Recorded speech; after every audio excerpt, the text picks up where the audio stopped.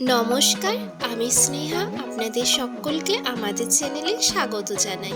আজকে আমরা বানাবো পেঁপের চাটনি। এর জন্য কি কি উপকরণ লাগবে চলুন দেখে নেওয়া যাক। প্রথমেই নিয়ে নিয়েছি একটা মাঝারি সাইজের পেঁপে। পেঁপেটাকে ভালো করে খোসা ছাড়িয়ে এইভাবে ছোট ছোট করে টুকরো করে নিয়েছি। এইবার টুকরো করা পেঁপেগুলোকে আমি এইভাবে গ্রেট করে নিচ্ছি। সম্পূর্ণ পেঁপেটা আমার গ্রেট করা হয়ে গেছে। এরকম করে মিহি করে গ্রেট করার জন্য পেঁপেটা তাড়াতাড়ি সেদ্ধ হয়ে যাবে। এইবারে গ্যাস অন করে সিরাপ তৈরির জন্য কড়াইয়ের মধ্যে দিয়ে দিচ্ছি 2 বাটি জল। জলটা একটু গরম হয়ে আসার পর এর মধ্যে দিয়ে দিচ্ছি 1 বাটি পরিমাণে চিনি। জলের সঙ্গে চিনিটাকে ভালো করে মিশিয়ে এটাকে কিছুক্ষণের জন্য ফুটিয়ে নেব।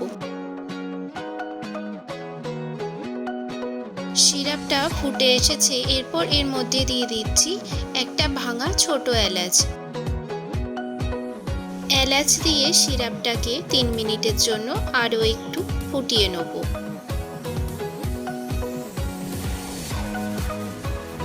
আমাদের 3 মিনিট মতন সিরাপটা ফোটানো হয়ে গেছে। এরপর এর মধ্যে দিয়ে দিচ্ছি গ্রেট করে রাখা সম্পূর্ণ পেঁপেটা দিয়ে সিরাপের সঙ্গে ভালো করে মিশিয়ে নিচ্ছি।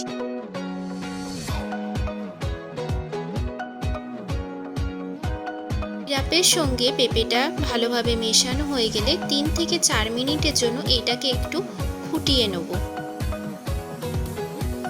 4 মিনিট মতন ফোটানো হয়ে গেছে। এরপর এর মধ্যে দিয়ে দিচ্ছি স্বাদ অনুযায়ী নুন। নুনটা দিয়ে পেঁপের সঙ্গে ভালোভাবে মিশিয়ে নিচ্ছি।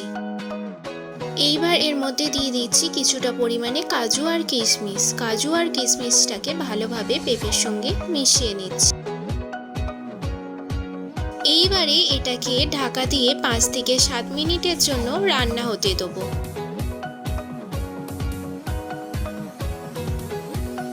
7 মিনিট পর ঢাকনা খুলে কড়াইয়ের গায়ে লেগে গেছে নাকি সেটা একবার দেখে নিতে হবে।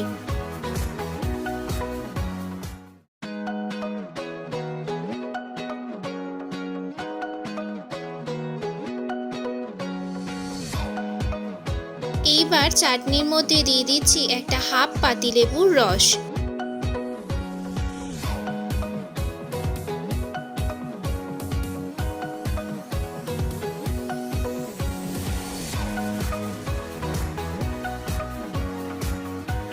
লেবুর রসটা চাটনির সঙ্গে ভালো মতন মেশানো হয়ে গেলে আমরা 2 থেকে 3 মিনিটের জন্য চাটনিটাকে আরেকটু ফুটিয়ে নেব।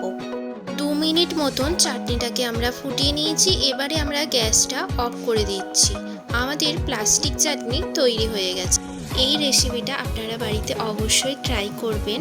আর ভিডিওটা ভালো লাগলে একটা লাইক দিয়ে দেবেন। সবাই ভালো থাকবেন, সুস্থ থাকবেন। আজকের মতো টাটা।